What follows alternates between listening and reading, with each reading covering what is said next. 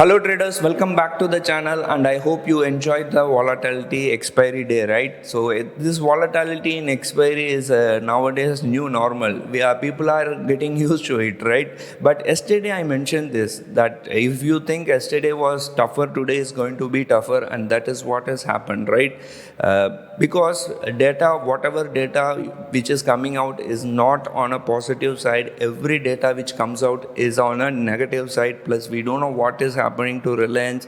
Reliance alone dropped by around 2.4% and Dhan Enterprises dropped by 4.5%. There is some bad news which is happening. The FIs are net sellers today, and they have also increased the index short position in futures. So there might be a downward trajectory. So that's what we are going to see in this video. We'll see one by one. We'll see the Nifty, Bank Nifty levels also. We'll see the US tomorrow. There is a very important data from US around 7 p.m. tomorrow night, which is the US non-farm payroll data and unemployment rate, which are both very important, and we'll see the other things also. Before that, let me tell you, we have a webinar on Sunday, that is 12th of March, 10 a.m., for which the link is on the description below. If you want, you can join, and I'll tell you about Sensible. Sensible is giving free pro plan for users of Zerodha, AFL, Upstock, 5 Paisa, and I think Angel One. Yeah. So if you are users of these brokers, please make use of it. 800 rupees worth of free usage is available. No debit card, no credit card information asked. Link is on the description below, right? So if you want, you can join this thing. Now, in terms of Bank Nifty, if you see today, in the last 3 days alone, Bank Nifty tested 41,700, 41,800 levels thrice. So bulls were not able to take Bank Nifty above 41,700 or 41,650 levels, and we saw what happened. We saw, in fact, if you compare Nifty and Bank Nifty performed, but Nifty was not performing. All day long we saw Bank Nifty drifting towards 17,500 levels. In fact, today I thought 17,500 levels will be taken out, but it is very fortunate it didn't take 17,500, and we are just points away to 17,500 levels, maybe 80 or 70 points. Maybe if in case global Qs are negative, maybe we will drift towards 17,500. Who knows, tomorrow we might gap down below 17,500. Right now, if the question is, if Nifty is drifting towards 17,500, what is going to happen? We are talking about Bank Nifty, right? Now 41,200. If you have seen our early videos, you can see that 41,200 was a very, very important resistance. Now, since it is acting as a support now, if this 41,250 level is gone, we might see 41,000 or even 40,900 levels in the coming days. That wholly depends on how the data from US comes and how global Qs span out. So this is in terms of Bank Nifty, and in terms of Nifty, if you see, we are at a crucial level of 17,582. In case tomorrow, if there is a gap down, we will see 17,500 is a strong support which acted as a strong resistance in the past. So we can assume that this 17,500 will be a strong support. In case there is positive news, we may inch up maybe towards around this 17,700 levels. And we saw yesterday, if you see the open interest, we saw people even writing 17,700, 17,800, 17,600, 17,500. You imagine what would have happened to these people? They would have run for cover, right? I'm talking about Nifty. That could be one reason why Nifty had to fall so much.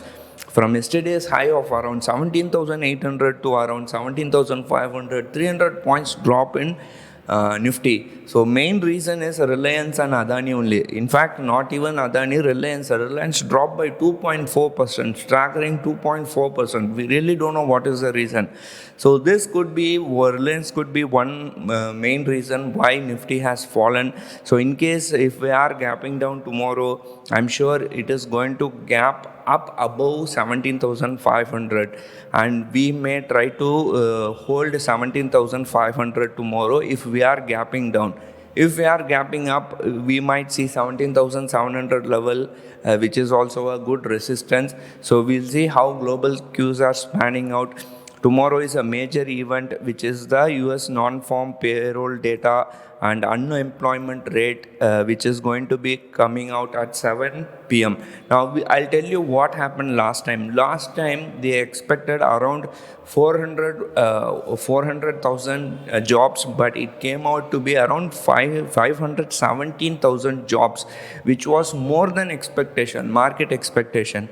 Now, this non-farm payroll data has to reduce. See, in spite of Federal Reserve increasing the interest rate, doing all kind of things, buying the bonds, still there is non-farm payroll data is increasing, means that's not a good news. So they will have to increase the rate aggressively. In fact, there are conspiracy that the Federal Reserve may go till 6%. Now, 6% is one of the highest. We have never seen Federal Reserve going to 6% since 2007. So this is one of the highest interest rates. Still, non-farm payroll data is not decreasing. If tomorrow non-farm payroll is coming at lower numbers, less than 517, then it could be a positive sign for the market. So watch for this data very carefully, or you can join our Telegram group where we discuss all these things. In fact, yesterday also I told, when the market went, this is just a bluff, and that is what has happened. I didn't believe that 18,000 will be crossed, and in fact I had 18,000 call options return.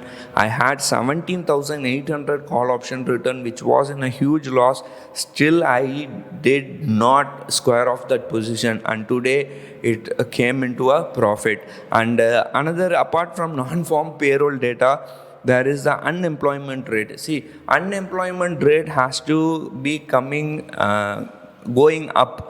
But what is happening is, last 3 months, if you see November, December, January, it is being number of people who are unemployed in the US is coming down, which means economy is expanding and people are finding jobs, right? Now, in spite of interest rate hike, this is not going up. So unemployment rate has to go up and non-farm payroll data has to come down, so that if it does, that is going to be a positive news. But the opposite is happening here. That's why Jerome Powell, in his Congress testimony, told, so the interest rate hike wholly depends on terminal results. So these are all the proxies what US Federal Reserve is looking for.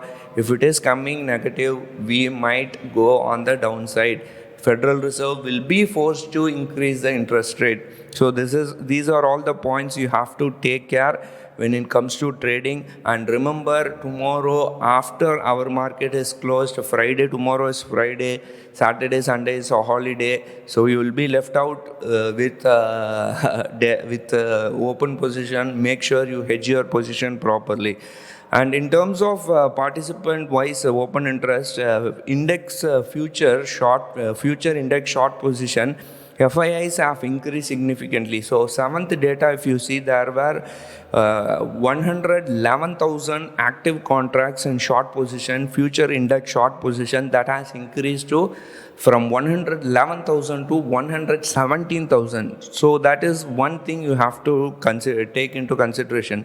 So this is a lagging data, which means today's data will be coming out late tonight or tomorrow only. So I'm sure today also they would have sold much because seeing at the FII figures, I can tell you that there is lots of short positions in the futures, right? And then if you see the FII data today, FIIs have sold today. When you compare it with yesterday, FIIs have sold around 561 crores, and DIIs have bought for around 42 crores. 561 crores FIIs have sold, but DIIs have just bought for 42 crores. So these are all the things you have to consider. So remember, tomorrow is a very important event. So make sure you hedge your position properly. Let's see how things pan out. I think I have summarized everything. I'll see you in another video. Till then, take care. Bye.